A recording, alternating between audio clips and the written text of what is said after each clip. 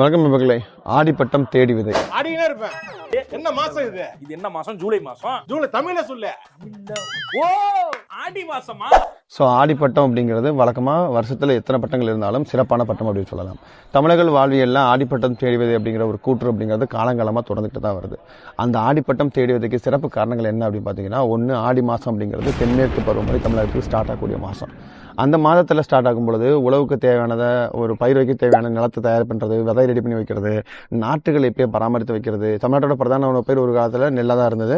நெல்லுக்கு தேவையான நாட்டுகளை தயார் பண்ணி வைக்கிறது, அதுக்கு தேவையான இடுபொருட்களை ஃபெர்டிலைசர்ஸையோ விதையோ மருந்துகளையோ சரியான டைமில் வாங்கி வைக்கிறது அப்படிங்கிறது ஆடிப்பட்டத்தில் முக்கியமான ஒரு பாயிண்ட் ஆஃப் வியூ பார்க்கப்பட்டது. ஸ்டில் அது இன்னமும் போயிட்டு இருக்கு.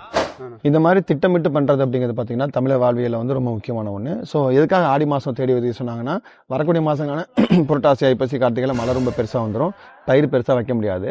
பர்டிகுலராக அந்த புரட்டாசி ஐப்பசி கார்த்திகையில் பார்த்தீங்கன்னா இடுபொருட்களோட ரேட் வந்து ரொம்ப ஹெவியாக இருக்கும். ஒன்று விதையோட காஸ்ட்டு கூடி இருக்கும், இன்புட் ரேட்னு சொல்லக்கூடிய உரங்களோட டிமாண்ட் ஏற்படும், அதனால் ரேட்டு கூட இருக்கும். அதனால தான் ஆடிப்பட்டம் அப்படிங்கிறத தேடி விதைக்க சொல்லி விவசாயிகள் நமக்கு முன்னாள் வாரம் நம்ம தமிழர்கள் நமக்கு சொல்லி கொடுத்து போனது. ஸோ ஆடிப்பட்டத்தை தவற வைக்காமல் இந்த ஆடிப்பட்டத்தில் நீங்கள் என்ன பயிர் வைக்க போகிறீங்க அப்படிங்கிறத கீழே கவனம் பண்ணுங்கள். அதுக்கான பயிற்சி வகுப்புகளை நாங்கள் ஏற்பாடு பண்ணுறோம்.